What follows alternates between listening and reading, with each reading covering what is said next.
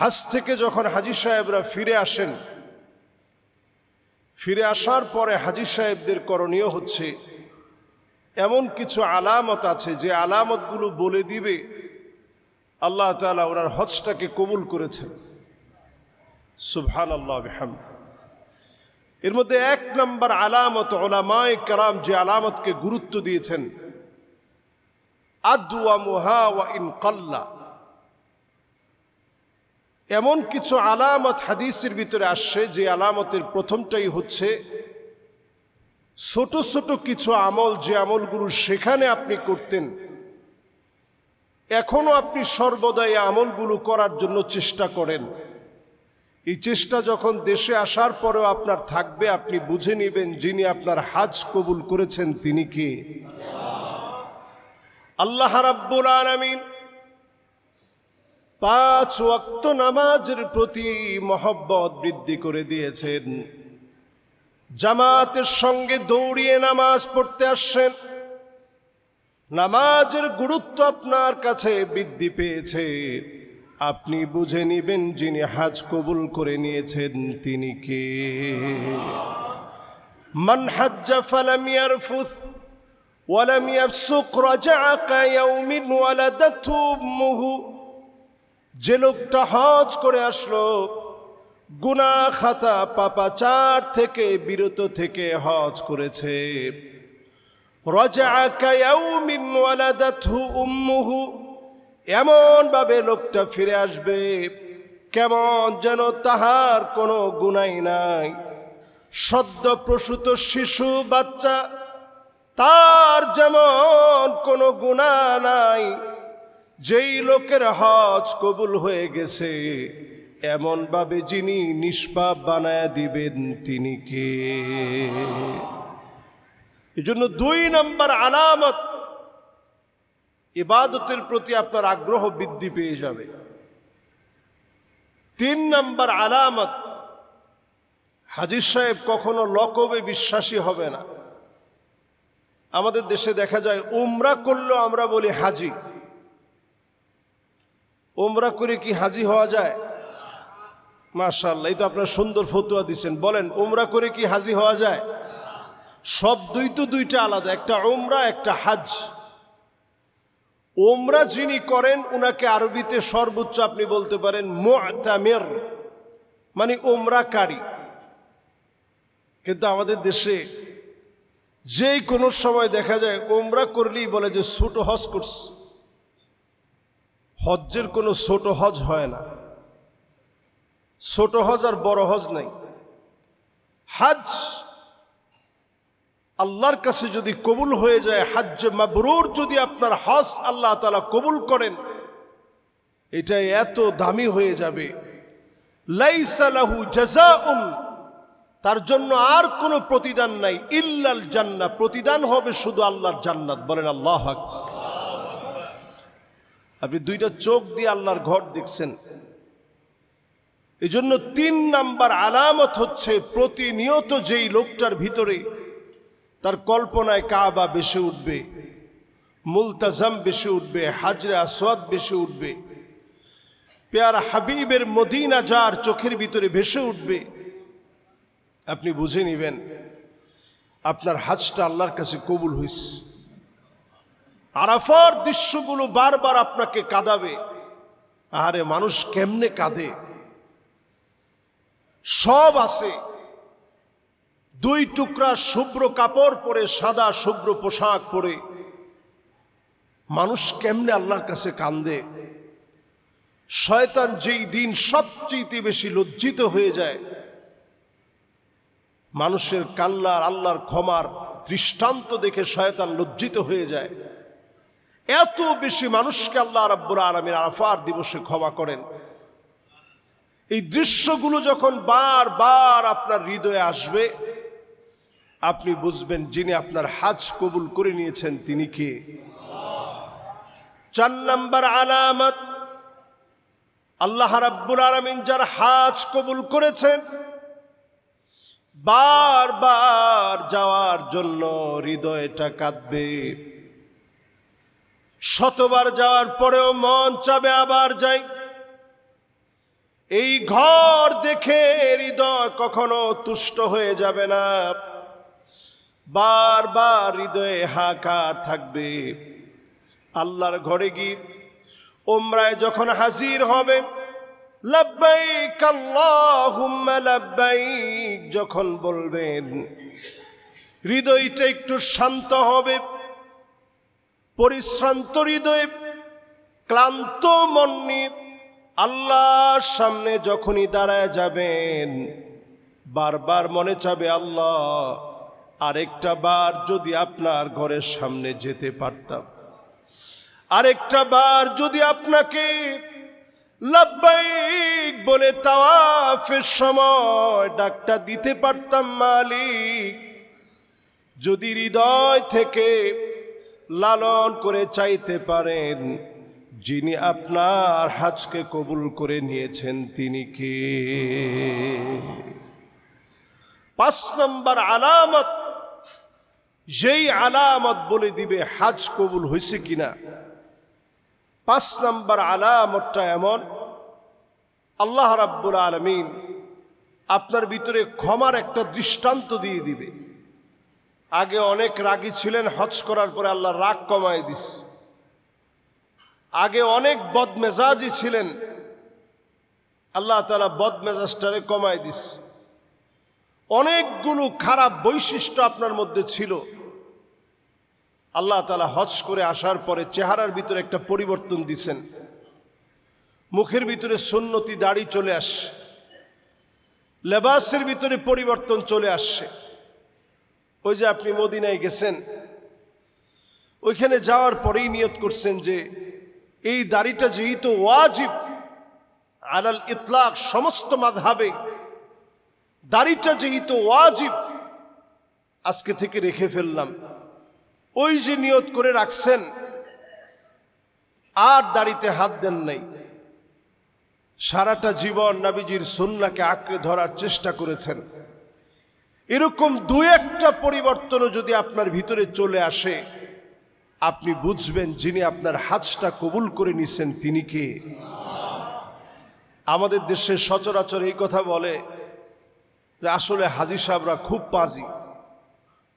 আচ্ছা বলেন তো, এই কথা বললে আসলে ঈমান থাকে? আপনি একজন ব্যক্তির অপমান করেন নাই। কোরআন এবং হাদিসের নির্ভরযোগ্য ফরজ যে ইবাদত, ইসলামের রুকন, ইসলাম যেই পিলারের উপরে দাঁড়ায় আছে, এমন একটা পিলারকে কটাক্ষ করে কথা বলার কারণে তৎক্ষণাৎ আপনার ঈমান নষ্ট হয়ে যাবে, ঠিক কিনা বলেন? এজন্য হাজী সাহেবের উচিত, যিনি হজ করে আসছেন, সব দিক খেয়াল রাখা। হাজী সাহেবের পরিবার যদি পর্দা না করে, তো মানুষ তো কথা বলার সুযোগ পাবে যে তিনি হজ করে আসছেন, ঘরে পর্দা নাই। আমাদের দেশে সবচেয়ে বেশি সমালোচনা হয় চায়ের দোকানে, সবচেয়ে বেশি সমালোচনা হয় রাস্তাঘাটে। এই যে আজকে আমি এই কথাগুলো বলতেছি, যার কাছে খারাপ লাগবে, অনেকেই বলবে যে হুজুর আজকে এই কথাগুলো না বললেও তো পারত। মাত্র মানুষ হজ থেকে আসতেছে, হুজুর এই সময় এই কথাগুলো কেন বলল? আমি এই দৃশ্য দেখেছি, পাথর মারার জন্য জামারাতে যাবে, আমি সহ আমার হাজী সাহেব কয়জন ভাইরে বললাম যে চলেন ইনশাল্লাহ পাথরটা বাইরে আসে। কয় যে হুজুর এত দূরে কষ্ট করে যাওয়ার দরকার কি, পাশে যে শয়তান আছে তারে মারি। তা আমি বললাম পাশের শয়তান কে? কয় যে হজে নিয়ে আসছে ওই হুজুর। আমি চিন্তা করলাম মাআযাল্লাহ, বলে কি? ইহরামের পোশাক পরা অবস্থায় ফালাম ইয়ারফুস ওয়ালাম ইয়াফসুক রাজাআ কায়াউমিন ওয়ালাদাতহু উম্মুহু। এই পোশাক পরে যদি আপনি শুধু গালাগালি বন্ধ করতেন, ফাসিকি কর্মকাণ্ড বন্ধ করতেন, পাপাচার যদি আপনি ছেড়ে দিতেন, নিজের যদি একটু পরিবর্তন আনতে পারতেন, আল্লাহ তাআলা এই হজকে হজ্জ মাবরুর বানায়া দেশের উপরে আল্লাহ তাআলা খায়ের বরকত নাজিল করে দিত, ঠিক কিনা বলেন? আজকে আমি আপনি হজ্জে যাই, কিছু ত্রুটি বিচ্ছুতি হয় না তা না, অনেক রকম ত্রুটি বিচ্ছুতি হয়। অনেক সময় ইচ্ছাকৃত একটু লাভের আশায় হাজী সাহেবদেরকে কষ্ট দেওয়া হয়। হাজী সাহেবদেরকে আপনি সাধারণ মানুষ মনে করতে পারেন, কিন্তু তারা এত সম্মানিত হন হজে যাওয়ার পরে। এদের পরিচয় হচ্ছে দুয়ুফুর রহমান। এয়ারপোর্ট থেকে দেখবেন শুরু লেখা দুয়ুফুর রহমান, আল্লাহর মেহমান তারা। আচ্ছা বলেন তো, আল্লাহর মেহমান কি দামি না কম দামি? আল্লাহু আকবার। স্বাভাবিক একজন ধনী ব্যক্তি আমাদেরকে দাওয়াত করলে আমরা মনে করি আজকের খাবার দাবারটা ভালো হবে। যেই বছর আমি প্রথম হজ্জে গেলাম, আমার মনের ভিতরে, মস্তিষ্কের ভিতরে শুধু এটা ছিল যে আল্লাহ দুয়ুফুর রহমান, আল্লাহ আমি আপনার মেহমান হয়ে আসছি। আল্লাহ জীবনে কত মানুষের দাওয়াত খেলাম, আল্লাহ আপনার মেহমানদারিটা একটু দেখতে চাই। এরকম অনেক দিন হয়েছে, পকেটে 1 টাকাও নাই, বিনা টাকায় ভরপেট আল্লাহ তাআলা খাওয়াই দিছে। সুবহানাল্লাহ। মিনা, মুজদালিফা, আরাফার মতো এই তপ্ত আগুনের ভিতরে কি পরিমাণ গরম, সেই জায়গায় খাবারের কোনো অভাব নাই। একটার পর একটা খাবার আসতেছে, জুস আসতেছে, পানি আসতেছে, আসির আসতেছে, লাবান আসতেছে। দেখছেন যারা গেছে, একটার পর একটা মেহমানদারি হচ্ছে। একজন আর দুইজন মানুষ, ফল আসতেছে কত রকমের। আমি ওই দিন চিন্তা করলাম, আল্লাহ আমরা দুয়ুফুর রহমান, আল্লাহ দুনিয়ার জীবনে আপনার সামান্য মেহমানদারি পেয়েছি। আল্লাহ এই তপ্ত বালুময় এরিয়ার ভিতরে আল্লাহ কত মেহমানদারি আল্লাহ আপনি করালেন। আল্লাহ চক্ষুটা যেদিন নিভে যাবে, সেই দিন মালিক দয়া করে আপনি আপনার মেহমানদারি দিয়ে আল্লাহ আমাদেরকে তুষ্ট বানায় দিয়েন। পড়েন আমিন। হজ্জের এই সফর থেকে এসে বেশি বেশি নিজেদেরকে জিকিরের মধ্যে রাখা। যে হাজী সাহেবরা জিকিরের মধ্যে নিজেদেরকে রাখবেন, একটু আগে ভাগে মসজিদে চলে আসবেন।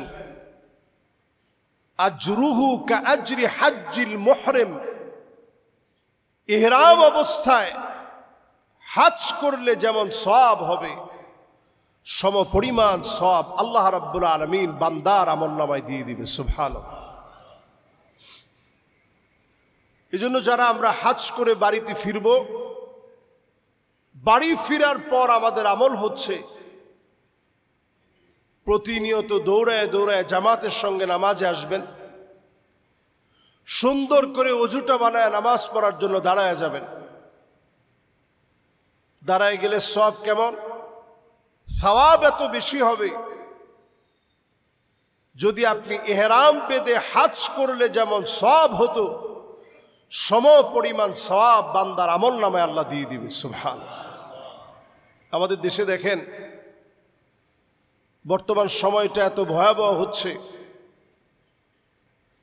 মা বাবার খবর আমরা কয়জন রাখি? হজ থেকে যারা ফিরে আসেন, মা বাপ জীবিত আছে, মা বাপের একটু খবর নেন। আমরা সেই দিন পল্লবীতে একটা অবাগা মাকে দেখছি, মরে পড়ে আছে মা, যার এক একজন ছেলে যুগ্ম সচিব, কেউ বুয়েটের শিক্ষক, কেউ কানাডায় প্রবাসী হিসেবে আছেন, কেউ বাংলাদেশের ইংলিশ মিডিয়াম স্কুলে ভালো একটা পদে সে শিক্ষিকা হিসেবে আছেন। সন্তান আদিও আল্লাহ তাআলা কম দেন নাই। স্বাভাবিক আমাদের দৃষ্টিতে মানদণ্ডে যেখানে পৌঁছালে আমরা মনে করি আসলে মানুষের মতো মানুষ হয়েছে, ওই দৃষ্টিতে মানুষের মতো মানুষও তারা হওয়ার কথা। কিন্তু আসলে কিরকম মানুষ হয়েছে একটু চিন্তা করেন। আসলে কি মানুষ হইতে পারছে? আমরা সবসময় বলি যে হুজুর একটু দোয়া করেন ছেলেটার রেজাল্ট যেন ভালো হয়, ক্লাসে যেন ফার্স্ট হয়। শুধুমাত্র বুয়েটের টিচার হলেই, সচিব হলেই ভালো মানুষ হওয়া যায় না। ভালো মানুষের এই সমাজের ভিতরে বড় অভাব, ঠিক কিনা বলে?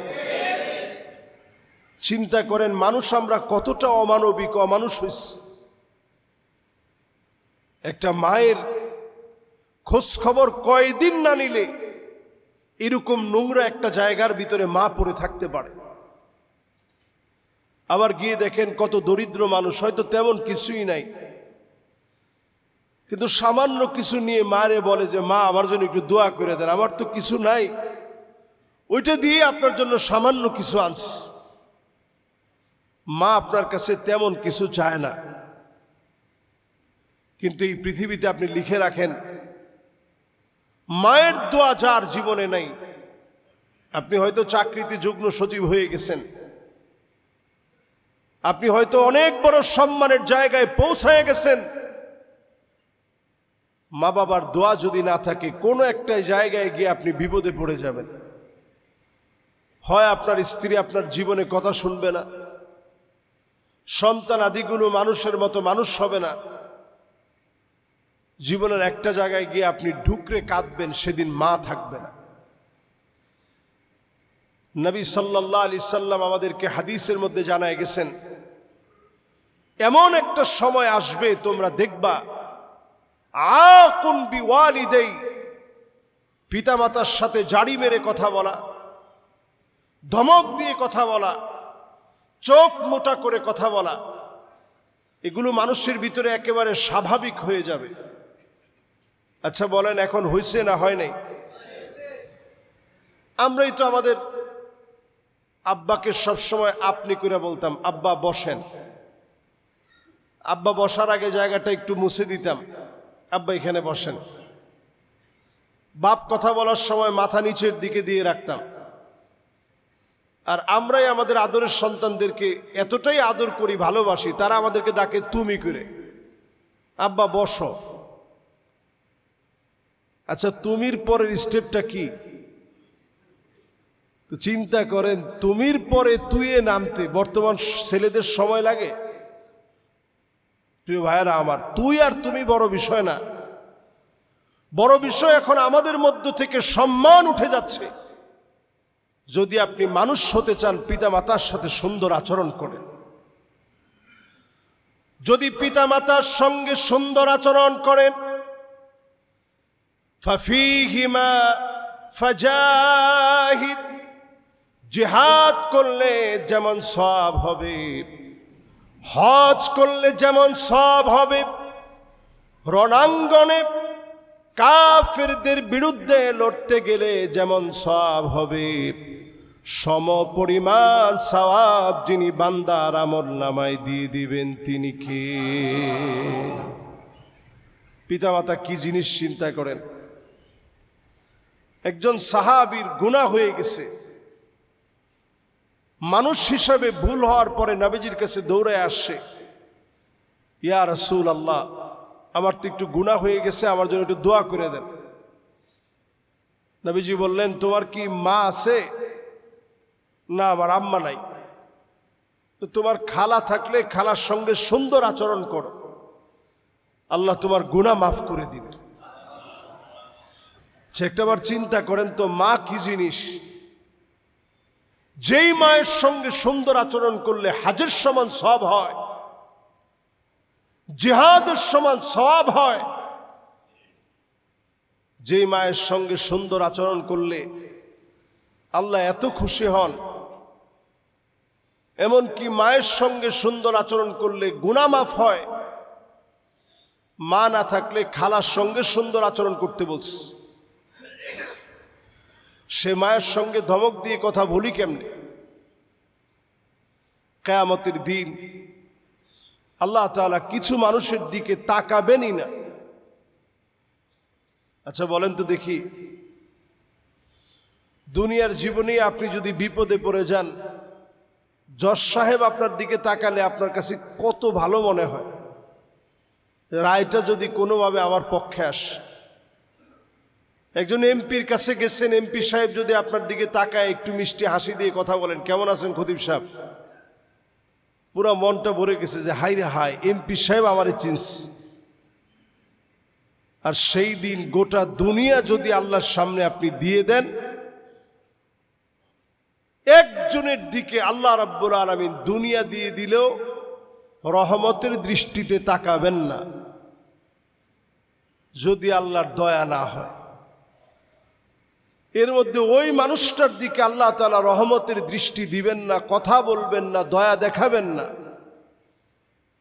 আকুন বিওয়ালিদাই, পিতা মাতার সঙ্গে যে ধমক দিয়ে কথা বলেছে, অন্যায়ভাবে জাড়ি মেরে ধমক মেরে কথা বলেছে, এমন সন্তানের দিকে মালিক সেদিন তাকাবেন না, কথা বলবেন না, দয়া দেখাবেন না, মায়া দেখাবেন না।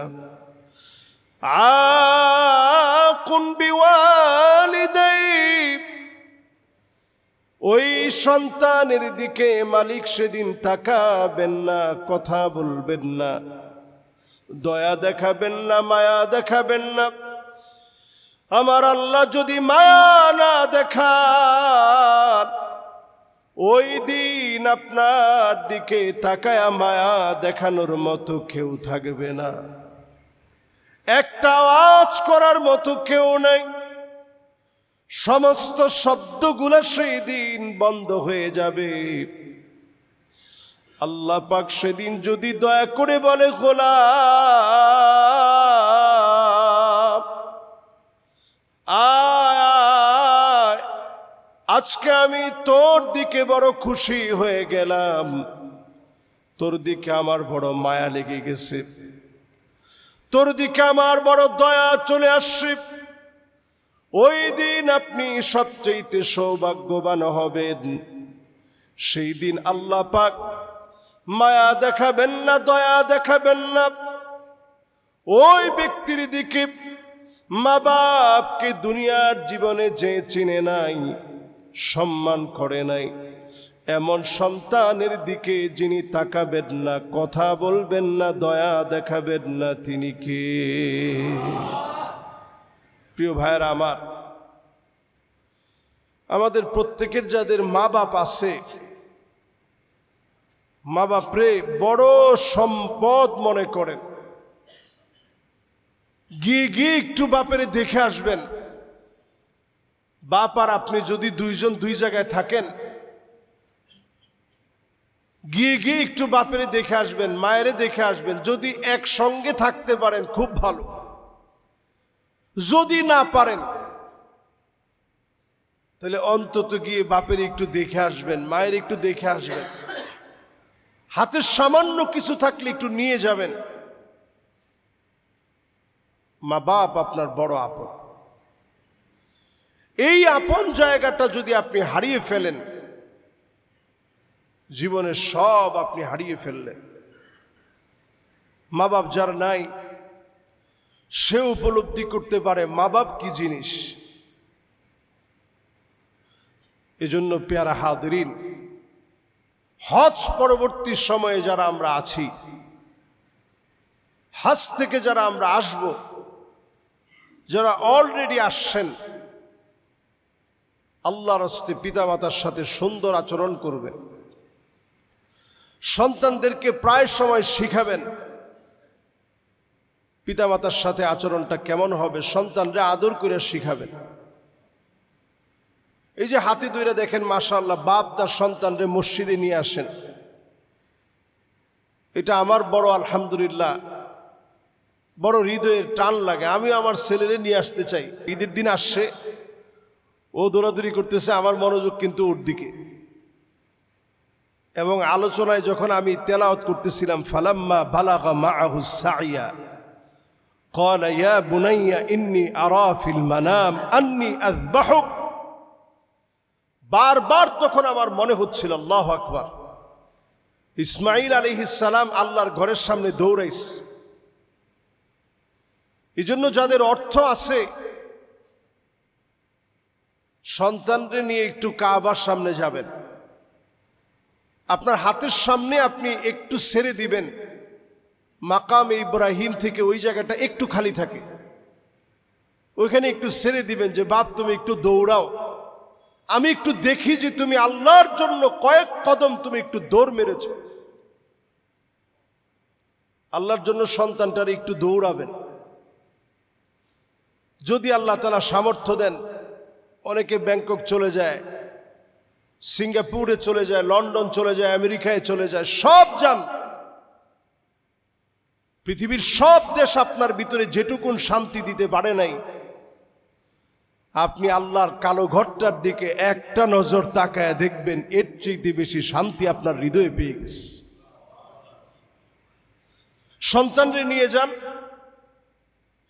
জমজমের পানি দেখবেন সে তাওয়াফ করার সময় গরমের ভিতরে যদি একটু খারাপ লাগে, মাথার ভিতরে একটু জমজমের পানি ছিটায় দেন, আর মনে মনে একটু ফিল করেন এই জায়গাতে হযরত ইসমাঈল আলাইহিস সালাতু ওয়াস সালাম দৌড়াদৌড়ি করছেন, এই জায়গায় হাঁটাহাঁটি করছেন, এই জায়গায় হযরতে বেলাল রাদিয়াল্লাহু তাআলা আনহুর রক্ত ঝরেছে, সুমাইয়া রাদিয়াল্লাহু তাআলা আনহার রক্ত ঝরেছে,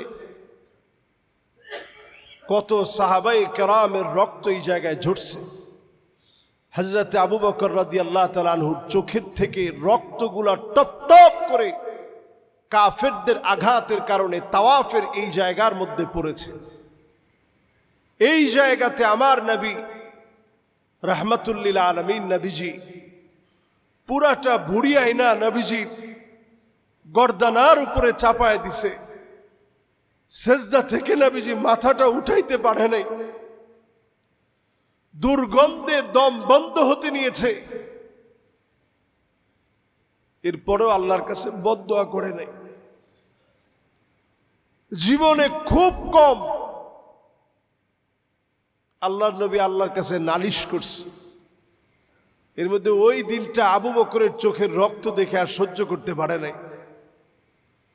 আল্লাহর কাছে উঠেই বলছে, আল্লাহুম্মা ইয়্যাকা আবা জাহল, আল্লাহুম্মা ইয়্যাকা উতবা, আল্লাহুম্মা ইয়্যাকা শাইবা, আল্লাহুম্মা ইয়্যাকা আবা লাহাব। আল্লাহ আজকে তোমার হাতে উঠাই দিলাম আবু জেহেল রে, উতবা শাইবা, উতবা বিন নবী মুঈদ, আবু লাহাব রে আল্লাহ তোমার হাতে উঠাই দিলাম। যেই নামগুলো নবীজি সাল্লাল্লাহু আলাইহি সাল্লাম ওই প্রান্তে নিছেন, বেশি দিন যেতে হয় নাই, সবগুলারে আল্লাহ বদর প্রান্তে ধরে ফেলছে, টাইট করে আল্লাহ তাআলা ধরে ফেলছেন। কিলাবে বদরের সামনে একটা ছোট্ট, ওখানে একটা কূপ ছিল, ওই কূপের সামনে সবগুলা মরে পড়ে আছে। আল্লাহ তাআলা নবীজির ওই দিনের করুণ চিৎকারটা আল্লাহ তাআলা কবুল করে ফেলছে। প্যারা হাজরিন, এই জন্য কাবা থেকে যে শিক্ষাগুলো নিয়ে আসছেন, এই শিক্ষাগুলো জীবনের সব সময় কাজে লাগাতে হবে। আমরা যারা হাজে যেতে পারি নাই, আমাদের করণীয় কি? এই ধরেন এখন প্রাক নিবন্ধন চলছে, হয়তো এই বছরও আপনি পারবেন না, সামনের বছর আপনি চিন্তা করছেন যে ইনশাআল্লাহ আমি সামনের বছর হজের জন্য ইনশাআল্লাহ নিয়ত করতেছি। এই যে নিয়তটা আপনি করলেন, একমাত্র ধর্মের নাম ইসলাম, যেই ধর্মে নিয়ত করার সঙ্গে সঙ্গে সওয়াব লেখা শুরু হয়ে যায়। সুবহানাল্লাহ, এটা একমাত্র ধর্মের নাম ইসলাম। আপনি অন্য কোন ধর্মে এমনটা দেখাইতে পারবেন না যে নিয়ত করলেই সওয়াব। অন্য ধর্ম নিয়তের ব্যাপারে কিছুই বলে না। আমাদের ধর্মে ইন্নামাল আ'মালু বিন্নিয়া, এই হাদিসটা মুখস্থ জানে না এমন লোক একেবারেই কম, সবাই আমরা জানি। প্রত্যেক কাজের ফলাফল নির্ভরশীল। মাশাআল্লাহ, প্রত্যেক কাজের ফলাফল অথবা নিয়তের উপরে নির্ভর করে। এই হাদিসটা আমরা সবাই জানি। এই হাদিসটা সহিহ বুখারীতে বারবার তাকরার হয়েছে, রিপিট হয়েছে, বারবার আস। সহিহ মুসলিমেও আবার রিপিট হয়েছে। অন্যান্য হাদিস গ্রন্থের ভিতরে এই হাদিসটা রিপিট হয়েছে কেন? কারণ ইসলামের প্রত্যেকটা কাজের নিয়ত আপনি অগ্রিম করলে আপনি সওয়াব পেয়ে যাবেন। সুবহানাল্লাহ, নিয়ত করছেন, এরপরে আপনি আমলটা করতে পারেন নাই, দুনিয়া থেকে চলে গেছেন, আল্লাহ পাক আপনার ফয়সালা দিয়ে দিয়েছেন, কাতাবাল্লাহু লাহু হাসানাতান কামিলা, পুরাপুরি করলে যেমন সওয়াব হতো সমপরিমাণ সওয়াব বান্দার আমলনামায় আল্লাহ দান করে দিবে। সুবহানাল্লাহ। আমি বলবো, দেখবেন এখন এক স্টাইলের দান বক্স পাওয়া যায়। দান বক্স না, এটাকে বলে, আগে যেমন আমরা মাটির ব্যাংকে টাকা জমাতাম, একটা সময় ছিল বাঁশ কেটে ওই বাঁশের ভিতরে জমানো হইতো, ছিল না? এক সময় ছিল। এটা গ্রাম অঞ্চলে এখনো আছে, খুবই টুকটাক। এটা আমরা দেখতাম যে সুবহানাল্লাহ, খুললে পরে কিছু টাকা তো বের হইতো। তো এখন আলহামদুলিল্লাহ এরকম টাকা জমানোর সুন্দর ব্যাংক আছে, যেখানে 100 টাকা, 200 টাকা, 500 টাকা, 1000 টাকার মেজারমেন্ট লেখা আছে। আপনি যেইটা পুরা করবেন ওটার মধ্যে টিক দিয়ে রাখবেন। এইভাবে একটা বছর ধরে যদি আপনি টাকাটা জমান, প্রায় লক্ষাধিক টাকা আপনার খুব অল্পতে জমে যাবে। আপনারই টাকা, নিয়ত করে জমাইছেন যে আমি এটা হাজে যাব অথবা আমি ওমরা করার জন্য জমাইলাম, কিন্তু আসলে ওই টাকা জমাইতে পারেন নাই, যেতেও পারেন নাই। এর মধ্যে মালাকুল মউত চলে আসছে। সমপরিমাণ সওয়াব যিনি বান্দার আমলনামায় দিয়ে দিবেন তিনি কে? এজন্য প্রিয় ভাইরা, আমরা এই আমলগুলো করতে যেন ভুলে না যাই। হাজী সাহেবদের সঙ্গে বসে আলতু ফালতু আলোচনা না করে, ভাই কি খাইছেন হজের এই সফরে, খাইছেন কি? KFC খাইছেন? আলবাইক আছে না ওইখানে, ওই আলবাইকটা খাইছিলেন? হাই রে সুবহানাল্লাহ, কি লম্বা সিরিয়ালটা মেনটেন করে খাওয়ান লাগে। খাওয়ানটা কেমন লাগছে? আমগো বাংলাদেশে কি এরকম আছে? এরকম যদি জিগাইছেন সব হয়েছে? আর মসজিদে বৈশা যদি এরকম জিগাইছেন সব তো নাই। বিলকুল আপনি চিন্তা করেন আমলনামার ভিতরে গুনাহযুক্ত হয়ে গেছে। এই জন্য মসজিদের ভিতরে যখন আসবে হাজী সাহেবরা, ভাই কাবাটা কেমন দেখছেন, কেমন মনে হয়েছে আপনার কাছে? ভাই আপনার হাতটা দেন, একটু ধরে স্পর্শ করে আপনার কাছ থেকে দোয়া নেই। ভাই আমার একটু নসিহত করে দেন, আমার জীবনটার একটু পাল্টাইতে চাই। আপনি তো আল্লাহর ঘরটা দেখে আসছেন, আমি যাইতে পারি নাই, ভাই আমার জন্য একটু দোয়া করে দেন। হইতে পারে ওই লোকটার হজ আল্লাহর কাছে কবুল হয় নাই, কিন্তু আপনি যে আবেগটা দেখাইছেন হজকে মহব্বত করে, আপনারে যিনি কবুল করে নিছেন তিনি কে? এই জন্য সম্মান দিয়ে একটু ওনার কাছে বলবেন যে আমার জন্য একটু দোয়া করেন, আল্লাহ যাতে আমারে নেয়।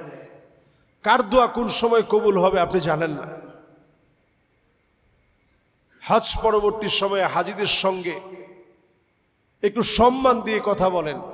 আলহামদুলিল্লাহ, আল্লাহর ঘরটা আল্লাহ আপনার দেখাইছে, আপনার ভিতরে কত পরিবর্তন হয়েছে, উনারও জীবনের ভিতরে পরিবর্তন চলে আসবে। আসলেও তো মানুষ আমারে মহাব্বত করে আমার ইবাদত বন্দিগি হোক এটা চায়। আল্লাহ আপনি আমার এইরকম পরিবর্তন করে দেন। আপনার কারণে এই মানুষটা পরিবর্তন হয়েছে। আদ-দাল্লু আলাল খাইরি কাফাইলিহি, আপনার এই সুন্দর আচরণ করার কারণে যদি তার ভিতরে সামান্য পরিবর্তন হয়, সমপরিমাণ সওয়াব যিনি বান্দার আমলনামায় দিয়ে দিবেন তিনি কি?